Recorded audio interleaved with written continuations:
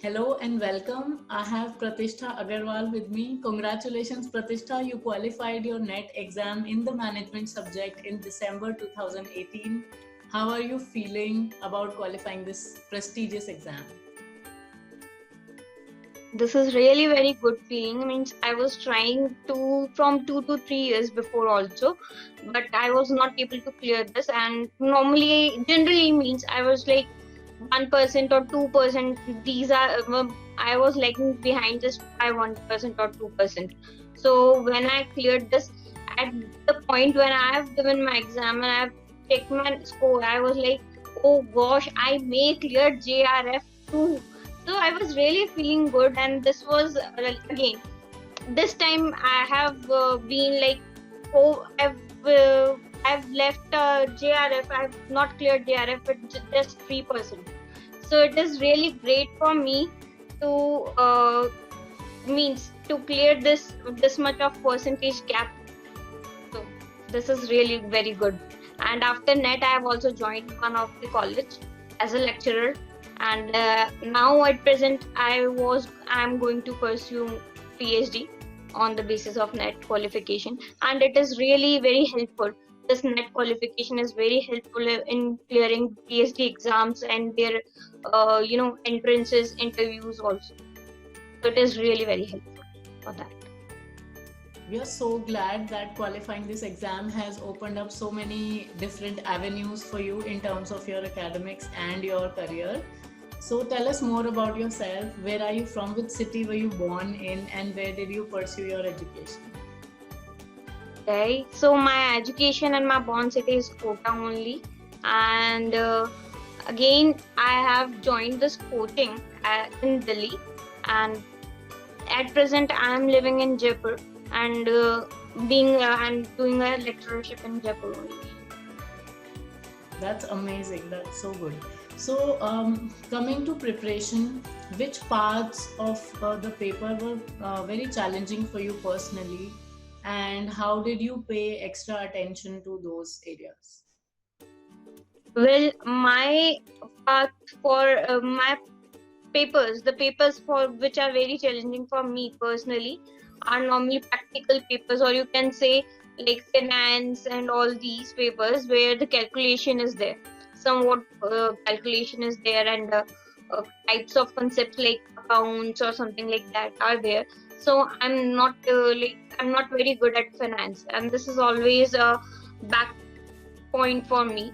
Again, in net, whenever it is like GK, you talk about GK, constitution, or anything like that, I again fell, means I again gain zero in these topics.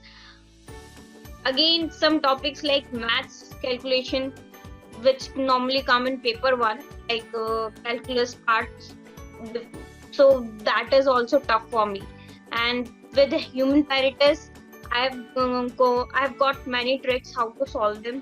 Again, some practice questions and some concepts for finance specifically, which help me to solve the questions in a very less time and with a very thoughtful manner.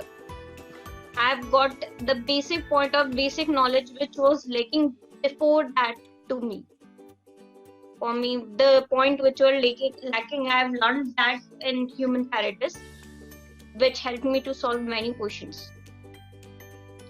So, diving into the different papers, how much time did you dedicate into paper one and paper two? Were the time you dedicated were equal, or you focused more on one of these papers?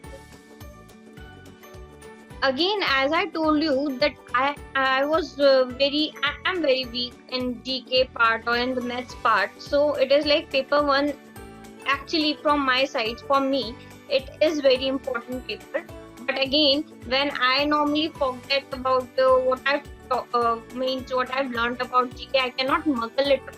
So that's my problem. So what I've done is like this every exam has 6 months period, and I have read around the last 4 months. So in last 4 months, what I've did is around 2.5 of months I have given it to paper second and cleared my concept of each and every topic. And just gone through each and every type of question, and it's each and every questions of the last year and the concepts, everything for second paper. And then last 1.5 month, I have given it to paper one, and practiced it a lot, learned about it. Constitution, I have muggled up constitutions, GK, and learned many tricks and tags for the maths and all. So it helps me.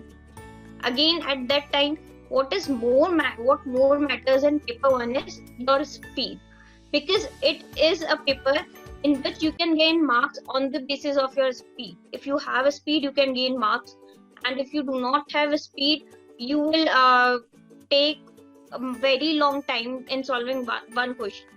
So it depends. So again, I have gone through that also. I've done a lots of practice to get into the time, everything.